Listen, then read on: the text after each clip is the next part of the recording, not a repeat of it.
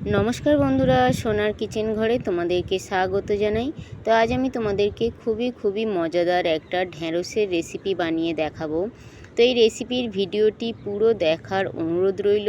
আর রেসিপিটি যদি ভালো লাগে কমেন্ট করো, লাইক শেয়ার সাবস্ক্রাইব করে আমার পাশে থেকো।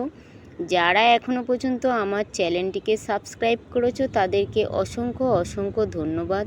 যারা এখনও আমার চ্যানেলটিকে সাবস্ক্রাইব করোনি, অনুরোধ রইল চ্যানেলটিকে সাবস্ক্রাইব করে আমার পাশে থাকার জন্য। যারা আমার ফেসবুক পেজ থেকে দেখছো তাদের কাছে অনুরোধ রইল ফেসবুক পেজটা একটা লাইক দিয়ে একটু ফলো করে দেওয়ার জন্য। তো রেসিপিটি বানানোর জন্য এখানে দেখো আমি ঢ্যাঁড়স নিয়েছি, আলু নিয়েছি আর মাছের ডিম নিয়েছি। ঢ্যাঁড়সটা আমি এইভাবে একটু কেটে নিয়েছি আর আলুটা আমি এইভাবে কেটে নিয়েছি। তোমরা কিন্তু তোমাদের পছন্দ অনুযায়ী কেটে নিতে পারো। তো তারপরে দেখো আমি গ্যাসের মধ্যে একটা কড়াই বসিয়ে দিয়েছি। কড়াইয়ের মধ্যে আমি অল্প পরিমাণে একটু জল দিয়েছি। ওই জলের মধ্যে আমি একটু হলুদ গুঁড়ো আর একটু নুন দিয়ে দিলাম। দিয়ে জলটা খুব ভালো করে ফুটে গেলে আমি যে মাছের ডিমটা নিয়েছিলাম ওই মাছের ডিমটা আমি জলের মধ্যে দিয়ে দেবো। জলের মধ্যে এই মাছের ডিমটা দিয়ে এইভাবে যদি আমরা একটু সিদ্ধ করে নিই তাহলে কিন্তু মাছের ডিমটা শক্ত হয় না, খুবই কিন্তু নরম হয় আর খেতেও কিন্তু বেশ ভালো লাগে। তো দেখো এখানে মাছের ডিমটা কিন্তু সিদ্ধ হয়ে গেছে। এবার আমি একটা ছাঁকনির সাহায্যে মাছের ডিমটা ছেঁকে নেব, নিয়ে জলটা আমি বের করে নেব। আর এইভাবে মাছের ডিমটা সিদ্ধ করে নিলে আঁশটে গন্ধটাও কিন্তু থাকে না। তারপরে দেখো মাছের ডিমটা থেকে আমি জল ছাঁকিয়ে তুলে নিলাম। নেওয়ার পরে দেখো আবারও আমি কড়াইটা গ্যাসের মধ্যে বসিয়ে দিলাম। গ্যাসের মধ্যে কড়াইটা বসিয়ে দিয়ে ওই কড়াইয়ের মধ্যে আমি একটু সর্ষের তেল দিয়ে দিলাম।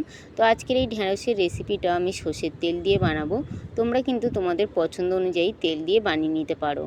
তো সর্ষের তেলটা খুব ভালোভাবে গরম হয়ে গেলে আমি যে আলুটা নিয়েছিলাম ওই আলুটা দিয়ে দিলাম। ওই আলুটার মধ্যে আমি একটু নুন আর হলুদ দিয়ে আলুটা আমি একটু ভেজে নেব।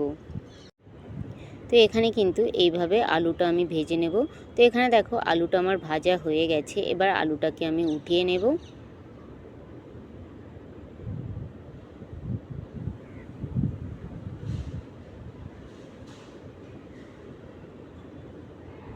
আলুটা উঠে নেওয়ার পরে ওই আলু ভাজা তেলের মধ্যে আমি যে ঢ্যাঁড়সটা নিয়েছিলাম আমি ওই ঢ্যাঁড়সটা দিয়ে দিলাম। দিয়ে ঢ্যাঁড়সটাও আমি হালকা নাড়াচাড়া করে ভেজে নেব, তবে খুব বেশি কিন্তু লাল লাল করে ভাজবো না, হালকা নাড়াচাড়া করে ভেজে নেব। আর আমি কিন্তু ঢ্যাঁড়সটা একদম ঢাকা দিয়ে ভাজবো না, ঢাকা দিয়ে ভাজলে কিন্তু ঢ্যাঁড়সের রঙটা চলে যায়। তো এবারে দেখো এই ঢ্যাঁড়সের মধ্যে অল্প করে একটু আমি নুন দিয়ে দিলাম, দিয়ে আবারও আমি একটু নাড়াচাড়া করে নিলাম। ঢ্যাঁড়সটা দেওয়ার সাথে সাথে নুনটা দিলে ঢ্যাঁড়সটা কিন্তু একটু পিচ করে। তো যার জন্য আমি একটু হালকা নাড়াচাড়া করে নেওয়ার পরে নুনটা দিলাম। তো এইভাবে দেখো ঢ্যাঁড়সটা পিচও করছে না, ঢ্যাঁড়সটা কিন্তু ভাজাও হয়ে গেছে। আর আমি কিন্তু একদমই হালকা করে ভেজেছি দেখো, আর ঢ্যাঁড়সের রঙটাও কিন্তু সবুজ হয়ে আছে। তো এইভাবে কিন্তু হালকা করে ঢ্যাঁড়সটা ভেজে নিতে হবে। তো ঢ্যাঁড়সটা ভাজা হয়ে গেল, ঢ্যাঁড়সটা আমি উঠিয়ে নিলাম। উঠিয়ে নেওয়ার পরে ওই কড়ার মধ্যে আবারও আমি 2 চামচ সর্ষের তেল দিয়ে দিলাম। সর্ষের তেল দেওয়ার পরে তেলটা গরম হয়ে যাওয়ার পরে ওই তেলের মধ্যে আমি একটু 5 ফোড়ন আর একটা তেজপাতা দিয়ে দিলাম।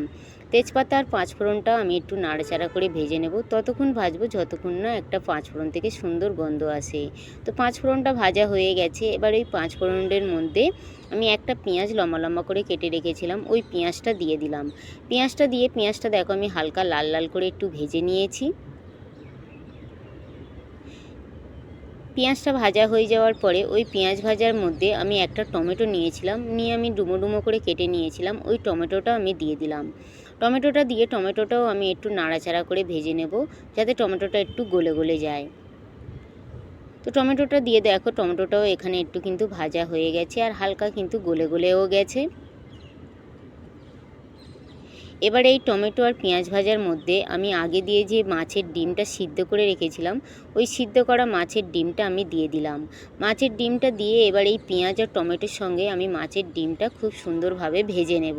খুব সুন্দর করে এই পেঁয়াজের সঙ্গে আমি মাছের ডিমটাও ভেজে নেব।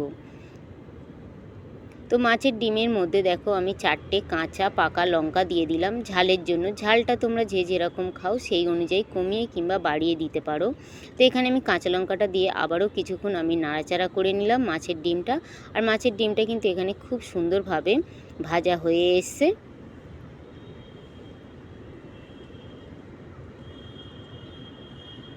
তো এইভাবে কিন্তু মাছের ডিমটা ভেজে নিতে হবে। তো মাছের ডিমটা দেখো ভাজা হয়ে গেছে। এবার এই মাছের ডিমের মধ্যে আমি কিছু মশলা দেব। তো এখানে দেখো আমি একটু হলুদ গুঁড়ো দিয়ে দিলাম, ঝালের জন্য হালকা করে একটু আমি গুঁড়ো লঙ্কা দিয়ে দিলাম, একটু ধনের গুঁড়ো দিয়ে দিলাম, আর একটু আমি জিরের গুঁড়ো দিয়ে দিলাম, আর স্বাদ অনুযায়ী নুন দিয়ে দিলাম। দিয়ে এবারে একটু জল দিয়ে আমি মাছের ডিমের সঙ্গে মশলাগুলো খুব ভালো করে কষিয়ে নেব, যাতে হলুদের কাঁচা গন্ধটা না আসে।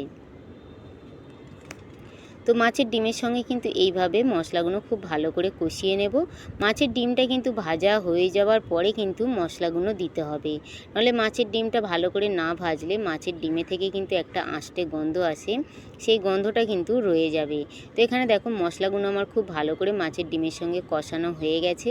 এবার আগে দিয়ে যে আমি আলু আর ঢেঁড়সটা ভেজে রেখেছিলাম, ওই আলু আর ঢেঁড়সটা আমি মাছের ডিমের মধ্যে দিয়ে দিলাম।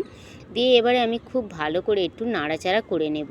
এই মাছের ডিমের সঙ্গে আলু আর ঢেঁড়সটা খুব ভালোভাবে আমি এইভাবে নাড়াচাড়া করে নেব। এইভাবে কিন্তু ঢেঁড়সে অনেকে কিন্তু পছন্দ করে না, কিংবা অনেকে কিন্তু মাছের ডিমও পছন্দ করে না। এইভাবে একবার রান্না করে দেখুন। এইভাবে রান্না করে দিলে ছোট থেকে বড় সবাই কিন্তু খুবই ভালো লাগবে। তো এখানে দেখো আমার কিন্তু মাছের ডিম দিয়ে ঢেঁড়সের রেসিপিটা প্রায় রেডি হয়ে এসছে পরিবেশন করার জন্য। গরম গরম ভাতের সঙ্গে তো অসাধারণ লাগে, আর রুটির সঙ্গেও কিন্তু খুব একটা খারাপ লাগে না।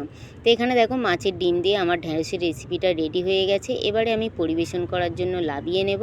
আর কত সুন্দর দেখো দেখতে লাগছে, আর খেতেও কিন্তু দুর্দান্ত হয়েছিল। তো এখানে দেখো আমার পরিবেশন করে দিয়েছি মাছের ডিম দিয়ে ঢেঁড়সের রেসিপি। তো আমার মতন করে তোমরা যদি আগে না বানিয়ে থাকো, একবার হলেও এইভাবে বানিয়ে দেখতে পারো। আশা করি ছোট থেকে বড় সবাইয়ের কিন্তু ভীষণ ভীষণ ভালো লাগবে।